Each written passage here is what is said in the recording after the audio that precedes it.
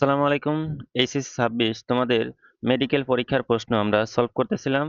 আমরা পদার্থবিজ্ঞান গতদিন ২০২৫ সালের প্রশ্ন সলভ করছিলাম। আজকে আমরা পদার্থবিজ্ঞান ২০২৪ সালের প্রশ্নগুলো সলভ করব। আশা করি এখান থেকে তোমাদের কিছু কোশ্চেন এই রিলেটেড থাকতে পারে। এই যে এখান থেকে যে টপিকগুলো পড়বা, ইনশাআল্লাহ এই টপিকগুলোর মধ্যে থেকে তোমাদের কোশ্চেন থাকতে পারে। তো আমরা আজকে প্রশ্নগুলো দেখে নিই। বলা হয়েছে দুটি ভেক্টর রাশির মান দেওয়া আছে, একটা 8 একটা 6। দেন বলা হয়েছে এরা কত ডিগ্রি 30 ডিগ্রি কোণে পরস্পরকে ক্রিয়াশীল করলে এদের ভেক্টর গুণফল কত। তাহলে দেখো ভেক্টর গুণফল মানে কি, মনে করো যে সি আছে একটা ভেক্টর এ আর একটা ভেক্টর বি, তাহলে এ ক্রস কি হবে বি। যেহেতু এখানে কি আমাদের মান দেওয়া আছে তো আমরা ডিরেক্ট একবারে বসিয়ে দেবো। তাহলে 8 ইন্টু 6, দেখো এখানে কত আছে 30 ডিগ্রি, তাহলে পরে ক্রসের ক্ষেত্রে কি হয় সাইন, তাহলে সাইন কত ডিগ্রি হবে সাইন 30 ডিগ্রি। তো আমরা জানি সাইন 30 ডিগ্রির মান কত, সাইন 30 ডিগ্রির মান হাফ। তাহলে দেখো এখান থেকে কাটাকাটি করা যায়, তাহলে 3 দুগুণ 6, 3 আষ্টা 24, অর্থাৎ অ্যান্সার হবে ঘ নম্বর। কুলম্বের সূত্র কোন ক্ষেত্রে প্রযোজ্য? কুলম্বের যে সূত্র এটা বিন্দু চার্জের জন্য প্রযোজ্য। ফোকাস দূরত্ব 1000 সেন্টিমিটার হলে উত্তল, অবশ্যই খেয়াল রাখবে এটা কোন দর্পণ, এটা উত্তল দর্পণের লেন্সের ক্ষমতা কত। আমরা লেন্সের ক্ষমতা সমান জানি কি P is equal to 1/f, এবং লেন্সের যে ক্ষমতার একক এটা কি পার মিটার অথবা ডায়াপ্টার, অবশ্যই মনে রাখবা পার মিটার অথবা অথবা ডায়াপ্টার। তো এখানে দেখো কিভাবে আছে, ফোকাস দূরত্ব এফ, এটা দেওয়া আছে সেন্টিমিটার, অবশ্যই তোমাকে কি করতে হবে এটাকে মিটারে আনতে হবে। তাহলে মিটারে আনতে গেলে কি করতে হবে 100 দ্বারা ভাগ করতে হবে। তাহলে দেখো কাটাকাটি করলে থাকবে কত 10, অর্থাৎ পি ইজ ইকুয়াল টু 1/10। এখন কি করবা, যেহেতু 1 বাই আকারে পয়েন্ট আকারে দেওয়া আছে তাহলে পরে 1/10 মানে কত 0.1, দেখো 0.1। এখন দেখো এখানে কি বলা হয়েছে উত্তল লেন্স, তো উত্তল লেন্সের ক্ষেত্রে ক্ষমতাটা হয় প্লাস সামনে, তাহলে দেখো এটার অ্যান্সার হবে কত নম্বর গ নম্বর। অবশ্যই খেয়াল করবা এখানে উত্তল লেন্স অথবা অবতল লেন্স। আর একটা বিষয় খেয়াল রাখবা যে লেন্সের ক্ষমতার একক কি পার মিটার অথবা ডায়াপ্টার। দেন বলা হয়েছে স্থির অবস্থা থেকে কোন একটা বস্তু, তাহলে স্থির অবস্থায় আদিবেগ কত শূন্য। দেন বলা হয়েছে সুষম ত্বরণে। দেন তারপরে বলা হয়েছে আনুভূমিক সরলরেখা বরাবর যাত্রা শুরু করলে চতুর্থ এবং তৃতীয় সেকেন্ডে অতিক্রান্ত দূরত্বের অনুপাত। দেখো আমরা তম সেকেন্ডের সূত্র জানি কি দূরত্বের ক্ষেত্রে u s is equal to u plus half then 2t minus 1। দেখো এখানে এখানে বলা হয়েছে কত চতুর্থ এবং তৃতীয় সেকেন্ড, এবং প্রথমে এখানে বলা হয়েছে স্থির অবস্থা, তার মানে আদিবেগ শূন্য, অর্থাৎ এটা আমরা কত ধরতে পারি শূন্য। তাহলে আমাদের চতুর্থ সেকেন্ডে বের করি, তাহলে হাফ, দেখো এখানে কত আছে 2t, তাহলে 4 দুগুণে কত হবে 8, এখানে -1। যেহেতু তোমাদের সময় কম, তাহলে তোমরা অর্থাৎ মনে মনে তোমরা সূত্রটা রাখবে আর এখানে ক্যালকুলেশনটা ছোট করে করবা। তাহলে 4 দ্বিগুণ 8 -1, তাহলে কত হবে 7। দেন তারপরে করবা তৃতীয় সেকেন্ডের জন্য, দেখো তৃতীয় সেকেন্ডের জন্য কত হবে, তাহলে 3 দুগুণ 6, অর্থাৎ হাফ, 3 দুগুণ 6 -1 অর্থাৎ 5। এখন কি করবা 4 ডিভাইডেড বাই অর্থাৎ S4 ডিভাইডেড বাই S3। দেখো এখানে হাফ আছে এখানে হাফ, তাহলে কেটে যাবে, তাহলে S4 ডিভাইডেড বাই S3। দেন দেখো হাফ হাফ কেটে যাবে, তাহলে 7 ডিভাইডেড বাই 5 অর্থাৎ 7:5 অ্যান্সার। 0 ডিগ্রি সেলসিয়াস তাপমাত্রায় সম্পৃক্ত জলীয় বাষ্পের চাপ কত 4.5 মিলিমিটার মার্কারি পারদ। অবশ্যই এটা মনে রাখবা কারণ 0 ডিগ্রিতে অনেক সময় থাকে। দেন তারপরে বলা হয়েছে 40 ডিগ্রি সেলসিয়াসে তাপমাত্রার জলীয় বাষ্প কত।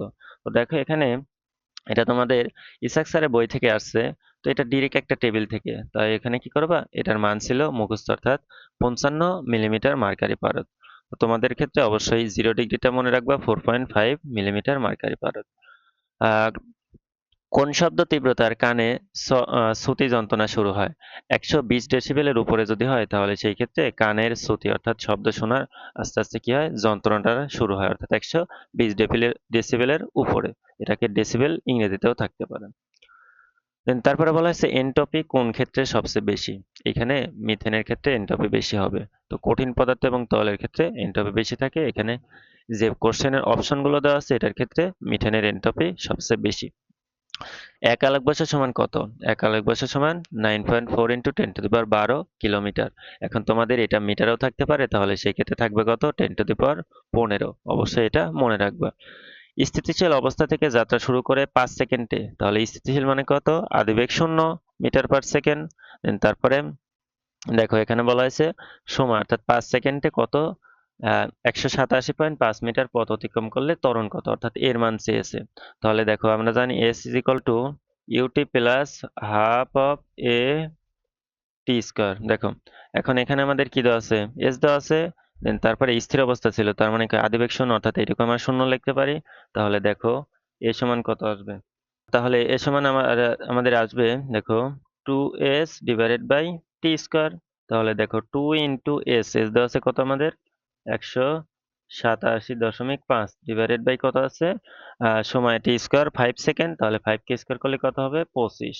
এখন দেখো এখানে পয়েন্ট আছে, তো কিভাবে ক্যালকুলেশন করবা, এই যে 187.5 আছে এটাকে 200 ধরো, এটাকে 200 ধরো। দেখো তাহলে 200 যদি ধরি আমরা, তাহলে 25-এ দেখো কাটাকাটি সহজ হয়, তাহলে 25-এর সাথে যদি 200 কাটাকাটি করি তাহলে কত হবে 8 হবে।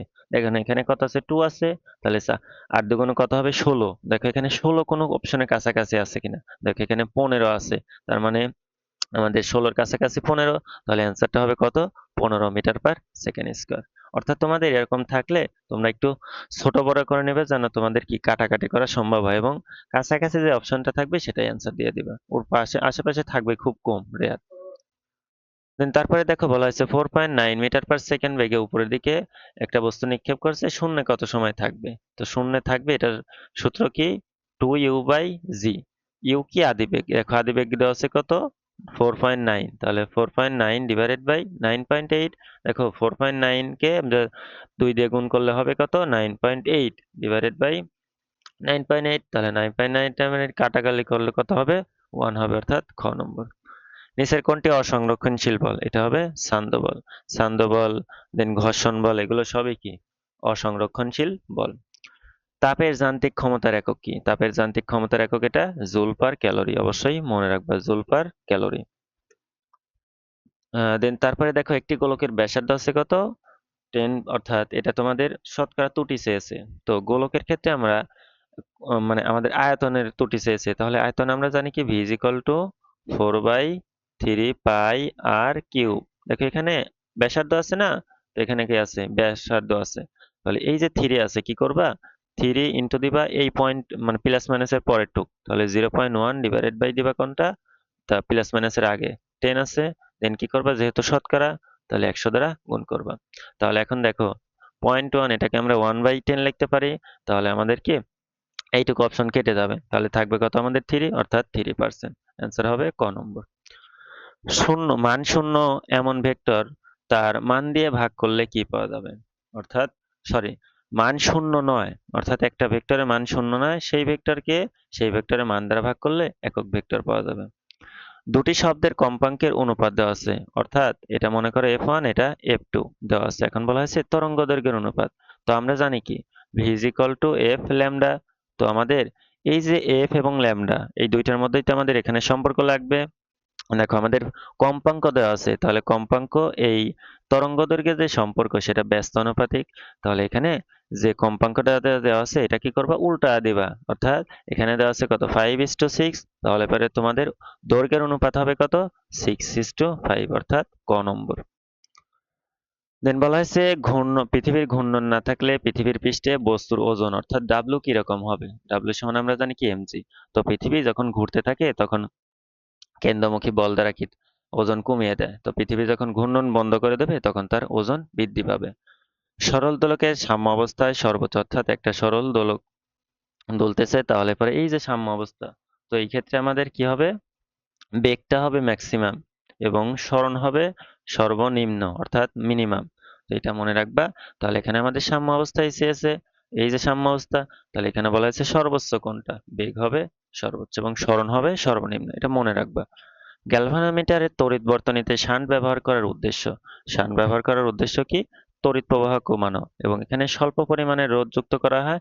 কিভাবে যুক্ত করা হয়, সমান্তরালে যুক্ত করা হয়। তোমাদের গ্যালভানোমিটার থেকে কোশ্চেন থাকতে পারে, অবশ্যই তোমরা একটু এই টপিকটা দেখে রাখবা। দেন তারপরে বলা হয়েছে ভূচম্বকের মৌলিক উপাদান কয়টি, ভূচম্বকের মৌলিক উপাদান 3টা। এখান থেকে তোমাদের হয়তো সামনে আসতে পারে যে ভূচম্বকের মৌলিক উপাদান নিচে 9 কোনটি, হয়তো তোমাদের 3টা দেবে আর একটা অন্য জায়গা থেকে দিয়ে দেবে। তো এখান থেকে তোমাদের উপাদানগুলো ছিল কি কি বিচ্যুতি কোণ, বিনতি কোণ এবং ভূচম্বক ক্ষেত্রে কি আনুভূমিক প্রাবল্য। অবশ্যই এগুলো একটু মনে রাখবা। তোমাদেরকে যেই টপিকগুলোতে 3টা রিলেটেড আছে অন্য কোনো কিছু নেই, অর্থাৎ 3টা রিলেটেড থাকলে বা 4টা থাকলে ওইগুলো একটু মনে রাখার চেষ্টা করবা। দেখবে যে ওখান থেকে দেবে নিচের কোনটি নয় বা নিচের কোনটি সত্য, মিথ্যা, এরকম টাইপের কিছু দেবে। উন্নত প্রজাতির বীজ উৎপাদনের ক্ষেত্রে নিচে কোনটি ব্যবহৃত হয়? এটা হচ্ছে ব্যবহৃত হয় রেডিও আইসোটোপ। তোমাদের রেডিও আইসোটোপের ক্ষেত্রে উন্নত প্রজাতির বীজ উৎপাদন করা সম্ভব এই পদ্ধতিতে। তো তোমাদের এই ধারাবাহিকতায় আমরা ইনশাল্লাহ তোমাদের বিগত পদার্থবিজ্ঞানের মেডিকেলের যত কোশ্চেন আছে আস্তে আস্তে সলভ করে দেব। তোমরা প্রশ্নগুলো একটু দেখে রাখবা এবং এই প্রশ্ন থেকে তোমরা অ্যানালাইসিস করবা তোমাদের কিরকম কোশ্চেন থাকতে পারে। তো এখানে যে কোশ্চেনগুলো আছে এই টপিকগুলো একটু ভালো করে দেখো, আশা করি তোমরা এখান থেকে এই টপিকগুলো থেকে তোমাদের মেডিকেল পরীক্ষায় কোশ্চেন পেতে পারো।